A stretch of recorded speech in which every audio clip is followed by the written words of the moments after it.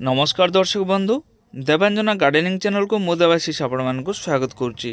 ये जो काकुड़ी गछटी देखुंत यहाँ हूँ शीतदिनिया काकुड़ी जहाँ को आम कही था गंठियाली काकुड़ी बोलिकी।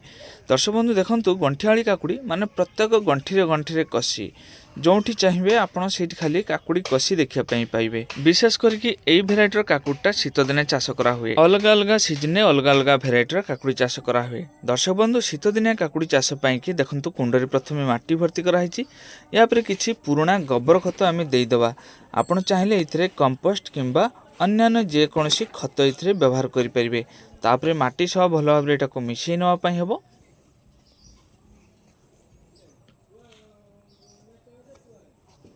जो कुंडरे लगिबो ता तले निहाती किछि कणा थिबा दरकार करे नहले काकुड़ी गछ निश्चय मरिबो। दर्शक बंधु एबे आमे मंजी लगेबा। मंजी गुड़िक मार्केट रो किणा आइछि। जेकोसी मंजी दुकान रे आपण गंठियाली काकुड़ी कहले से माने आपण मानकु मंजी देदेवे। विशेष करके गंठियाली काकुड़र मंजी आपण शीत दिने लगे पारे। जितेबाला आम लगेबा कुंडर मझामझी जगह लगेबा बेसी माटी भितर को यहाँ पोतबानी। गोटे गोटे कुंडरे गोटे गोटे मंजी किंबा दुईटा लेखा मंजी लगे पारिबा। कहीं जदि गोटे नष्ट हुए ताले आउ गोटे बंचिक रहिबो। जदि दुईटा हुए ताले गोटे आम अन्य जगह उठेकी लगे पारिबा। मंजी लगे सारा पर अल्प अल्प पानी एथिरे छिंची देबा पई हबो। अधिक पानी दबानी। अधिक पानी हेले मंजी गुड़िक पची नष्ट होबार संभावना टिके अधिक थाए। सब जाक कुंडरे आम मंजी लगे सारचु।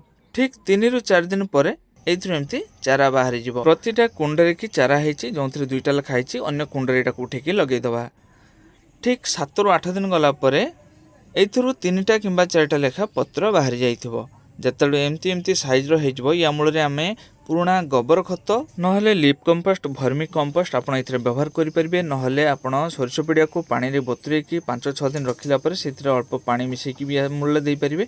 किंतु वर्तमान एथिरे आमे व्यवहार करिबा रासायनिक सार। रासायनिक सार हिसाब रे आमे एनपीके 10-26-26 सुपर फॉस्फेट एवं ता सहित किछि एग्रोमिन आमे मिसै की 10-15 दिन पूर्व रखिथिलु।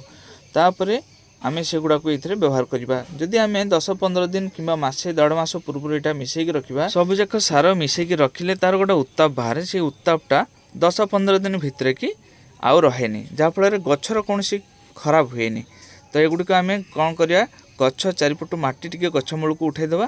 तापर ये सार गुड़िक देकी तापर माटी को पुणी आम ढंकेदेवा। माने गछ मूल जो माटीटा को आम ठूल कर रखा सेटा को ढंकेदेवा। ढंकी सारा पर अल्प अल्प पानी ये आमको देदेवाई हम।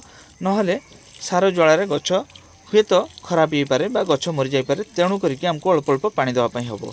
मन रखिए जितेबाला आप रासायनिक सार प्रयोग करते गछ मूल को देवेनि। बिल्कुल कुंडर पाखे पाखे देवाई हम। देखिए अल्प किछि दिन भितर खूब सुंदर रिजल्ट मिल। विशेष करके काकुड़ी गछ गुड़िक सब मंचारे माड़ेनि माने माटी सब माड़ी जाए।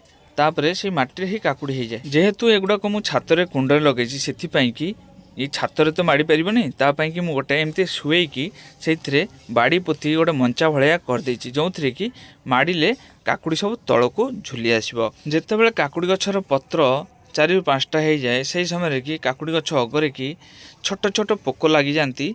से पोक गुड़िक सब काकुड़ी गछर अग पत्र खाई नष्ट कर दियंती। जहाँफल से पत्र गुड़िक सब खंडिया होगी बाहर एवं गछर ग्रोथ थमी जाए। से समय आपण मानक टिके कीटनाशक स्प्रे करने हम देले गछर ग्रोथ खूब सुंदर रहिबो। एबे देखंतु काकुड़ी गछ गुड़िक टिके बड़ हो जाइछि। एबे एथिरे फूल आसीबा आरंभ हलानी। एथिरे किछि कसी भी आसी जाइछि। किछि गछरे काकुड़ी कसी आसिलानी किछि गछरे कि एबे फूल आसीबा आरंभ होछि। देखंतु जेतेबेले काकुड़ी गछर नुआ डेम्फ बाहरिबो से डेम्फर प्रथम गंठीटू आरंभ होबो कसी आसीबा। तो खूब शीघ्र ये फल धरी था। गछ बेसी लंबा हुए बहुत छोट अवस्था ये फूल फल धरवा आरंभ हुए एवं प्रत्येक गंठीरे गंठीरे आपण मानक कसी देखापी मिल। विशेष करके यही भेराइटी रे एबे देखंतु प्रत्येकटा गछरे 3-4टा लेखा डेम्फ बाहरी एवं पूरा मंचा भर्ती हो गलानी। आ प्रत्येक जगह आप जोठी भी चाहिए सेठी खाली काकुड़ी कसी ही देखा जिवो। आउ यार अगपत्र पाखे जदि आप नजर करके देखिए ताहले प्रतिटी डंक अगरे कि आप 5-6टी लेखा काकुड़ी देखापी पाइबे। आपड़ जोठी चाहिए सीटी खाली काकुड़ी कसी ही कसी नजर आसो। दर्शक बंधु ये जदि आपण आउ मझिरे थरे खंडे जदि पुराना खत किंबा कंपोस्ट दे पारिबे बहुत भल। सबुठु भल हम जदि भर्मी कंपोस्ट थाए ताहले ताकू दे पारिबे।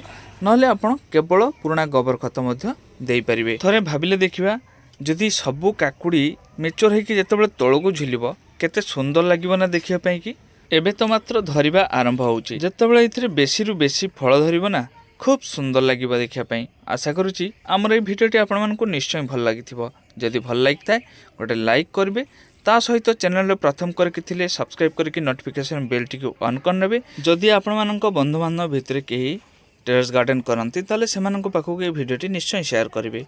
भिडियोटी केमति लागला कमेंट करके निश्चय जानबे। भले थांतु खुशी रे थांतु। भिडियोटी शेष पर्यंत देखथिबारु बहुत बहुत धन्यवाद।